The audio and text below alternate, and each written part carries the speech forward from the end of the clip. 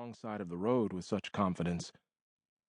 "You're incredible," I said, about her driving. "How do you not mess it up? How are we not dead?" "I guess I'm just used to being good at everything." She was good at everything. I couldn't remember anything she couldn't do well. I wasn't jealous about this. I was not threatened. I should be able to just make a statement like that without being judged. She drove with her hand on the wheel, not really gripping it, her wrist resting on top. I reached over and squeezed her knee.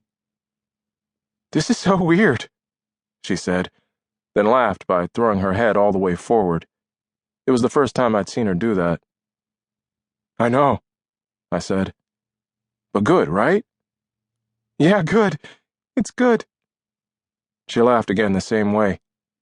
Each time she did this, she almost hit her face on the steering wheel. It was a new and fake habit. At what age do we stop acquiring affectations like that? I hope she wouldn't do it again, because if she did, I would have to ask her to stop. We'd met at a protest, or on the way to one, a confused and desperate event.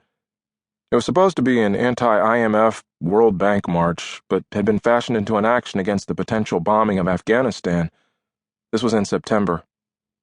Blocks away, I first caught sight of her pants, violet blue, and followed her quickly and asked if she were heading to Freedom Plaza.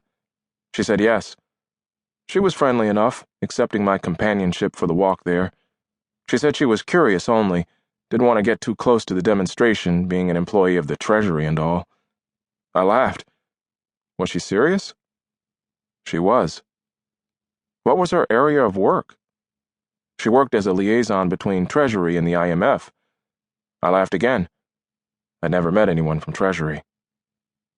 "Hold on," she said. She stood, her knuckle on her lips. I stared at the knuckle on her lips.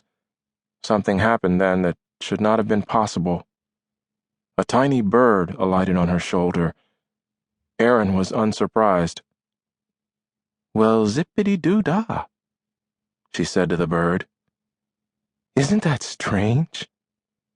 she said to me. The bird departed, and Erin led me through a shortcut. Under a marble archway and through an outdoor mall, we walked. I dipped my fingers into a small fountain, the water too warm. We passed a Cartier shop on the right as the sounds of the protest became louder, somewhere above our heads. Before us were a set of polished steps, and to our left, the park. I followed her. There was something experimental about her, I thought, physically. She didn't seem to have a left arm. We walked down the steps, and I was on her right side, so I wasn't in a position to know more. I leaned forward and confirmed that there was no left arm swinging, no left hand at her side. I was growing more certain that she had only one arm. A large black minivan stopped in front of us, and in the window I saw her reflection clearly. 4 cops or agents in riot gear stepped out, hulking, sullen, and Erin was missing an arm. The effect wasn't ruined or feeble, though. It was somehow harmonious. Not a handicap, but just a viable variation. Instead of allowing her one sleeve to dangle, she'd sewn it at the shoulder, or the manufacturer had. It was seamless. She saw me looking. She turned and walked. Did people look at Erin strangely? It depended on their angle, first of all. Those who could grasp and be certain that she was missing a limb might cock their heads or pause briefly. Not out of revulsion. It was more like simple surprise, or when you see identical twins, adults, dressed alike, or a cat on a leash. I wanted to be closer to her because she seemed like the future to me. Like a new sort of person, a new species. When I was 13, I'd had a friend, half French and half Vietnamese, who had given me the same feeling of satisfaction, bridging the gap between my world and the one I thought was new. On the peripheries of the protest was a smattering of TV cameras, trolling. We watched while demonstrators wandered into and out of the plaza. It wasn't clear if the protest was beginning or ending or in full swing. The energy was mild. The ratio of protesters to those documenting them was roughly 1-to-1.